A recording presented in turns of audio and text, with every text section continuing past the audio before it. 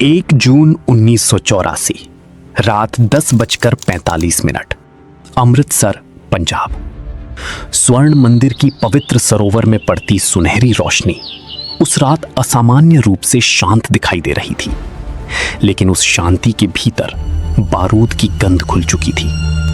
मंदिर के चारों ओर भारतीय सेना की टुकड़ियां धीरे धीरे अपनी स्थिति ले रही थीं।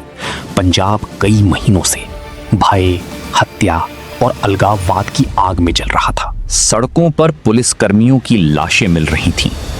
हिंदू यात्रियों को बसों से उतारकर गोली मारी जा रही थी और खालिस्तान की मांग अब केवल भाषणों तक सीमित नहीं रह गई थी।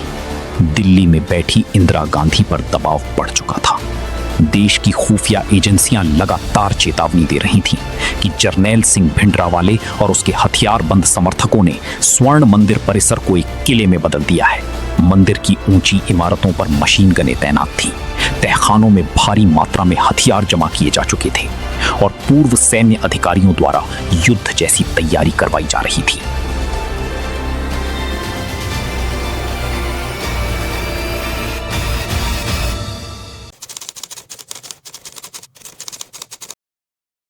$1970 के दशक के अंत में पंजाब की राजनीति केवल सत्ता की लड़ाई नहीं रह गई थी।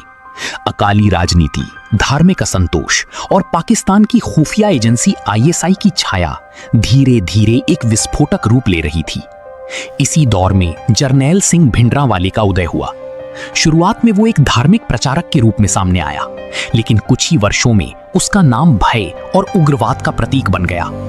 पंजाब के गांवों में उसकी लोकप्रियता तेजी से बढ़ रही थी।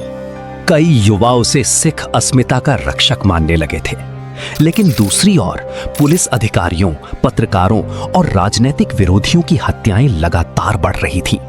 अमृतसर का स्वर्ण मंदिर, जो करोड़ों लोगों की आस्था का केंद्र था, धीरे धीरे हथियारबंद गतिविधियों का मुख्य अड्डा बनता जा रहा था।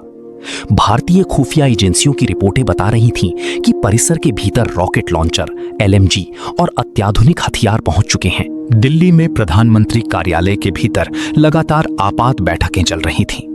इंदिरा गांधी के सामने सबसे कठिन प्रश्न ये था कि यदि सेना भेजी जाती है तो धार्मिक भावनाएं भड़क सकती हैं, लेकिन यदि कार्रवाई नहीं होती तो पंजाब पूरी तरह अलगाववाद की गिरफ्त में जा सकता था। अजीत डोभाल उस समय खुफिया तंत्र के भीतर सक्रिय अधिकारियों में गिने जाते थे और कई एजेंसियां गुप्त रूप से परिसर की सूचनाएं जुटाने में लगी थी। सेना प्रमुख जनरल अरुण श्रीधर वैद्य और लेफ्टिनेंट जनरल KS बराड़ को संभावित सैन्य योजना तैयार करने का आदेश दिया गया। ऑपरेशन का नाम रखा गया ब्लू स्टार। ये केवल एक सैन्य अभियान नहीं था, ये भारत के इतिहास का वो निर्णय बनने जा रहा था जिसकी गूंज आने वाले कई दशकों तक सुनाई देने वाली थी। 3 जून 1984 पंजाब को पूरी तरह सील कर दिया गया। रेल सेवाएं रोक दी गई, संचार बंद कर दिए गए और अमृतसर में कर्फ्यू लगा दिया गया।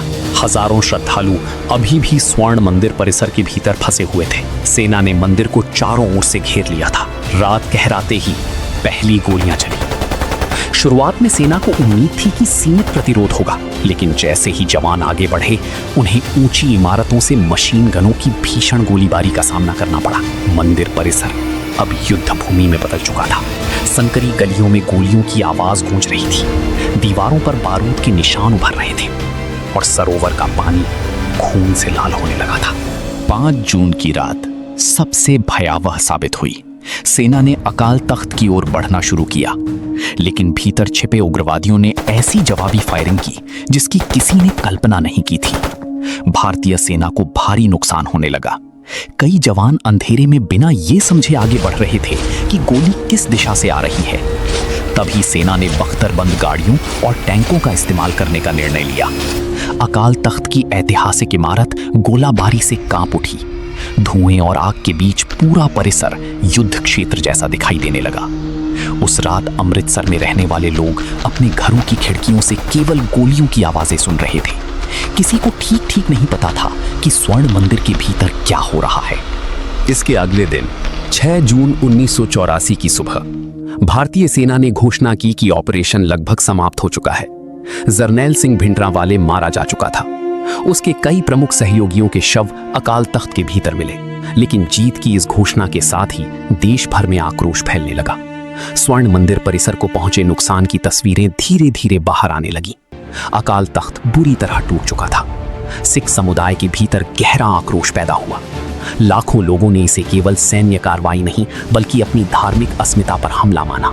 इंदिरा गांधी को चेतावनी दी गई कि इसका परिणाम बेहद खतरनाक हो सकता है, लेकिन तब तक बहुत देर हो चुकी थी। उसके कुछ समय बाद यानी 31 अक्टूबर सुबह 9:20 नई दिल्ली, प्रधानमंत्री आवास के भीतर इंदिरा गांधी अपने कार्यालय की ओर बढ़ रही थीं। तभी उनके ही दो सिख अंगरक्षकों सतवंत सिंह और बेअंत सिंह ने उन पर गोलियां बरसा दी। ऑपरेशन ब्लू स्टार का प्रतिशोध अब भारत की प्रधानमंत्री की हत्या में बदल चुका था।